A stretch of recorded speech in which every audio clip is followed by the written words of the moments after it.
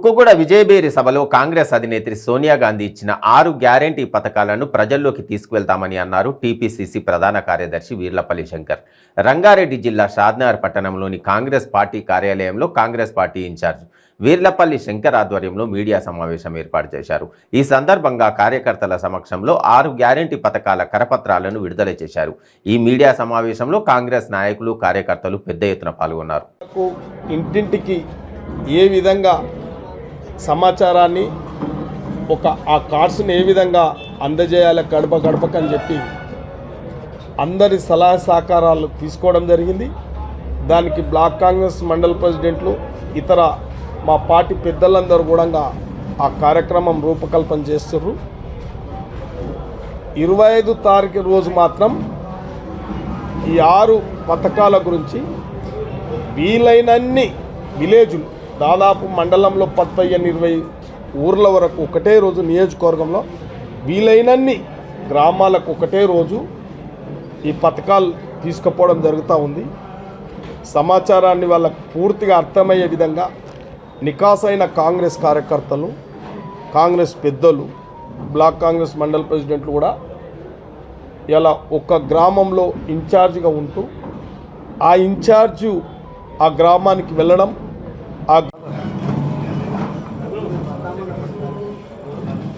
అందరు పట్టుకురా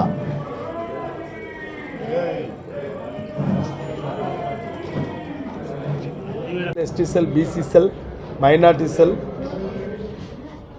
అందరూ అక్కడ మాజీ సర్పంచులు, కాంగ్రెస్ పెద్దలు, కాంగ్రెస్కు సంబంధించిన బృందం అంతా అక్కడ సమావేశం ఏర్పాటు చేసుకొని ఏదైతే విజయభేరి సభలో తీసుకున్న నిర్ణయం సోనియా గాంధీ గారు, రాహుల్ గాంధీ గారు, పిసిసి అధ్యక్షులు రేవంత్ రెడ్డి గారి యొక్క సమాచారాన్ని అన్ని విషయాలు కూడా గడప గడప ఇంటికి పోయి కలవడం, మహిళల బెనిఫిట్ ఏంది, రైతుల బెనిఫిట్ ఏంది అని చెప్పి అందరూ కూడా ఆ సమావేశం అందజేయడంతో పాటు ఇవాళ అధికారంలో ఉన్న రాష్ట్ర ప్రభుత్వం, అధికారంలో ఉన్న కేంద్ర ప్రభుత్వం యొక్క మోసపూరితమైన వాగ్దానాలు, అమలు సాధ్యం కాని మోసాలు చేసిన పార్టీలను ఎండగడుతూ ప్రతి కాంగ్రెస్ కార్యకర్త ప్రతి గ్రామానికి వెళ్ళడం జరుగుతుంది.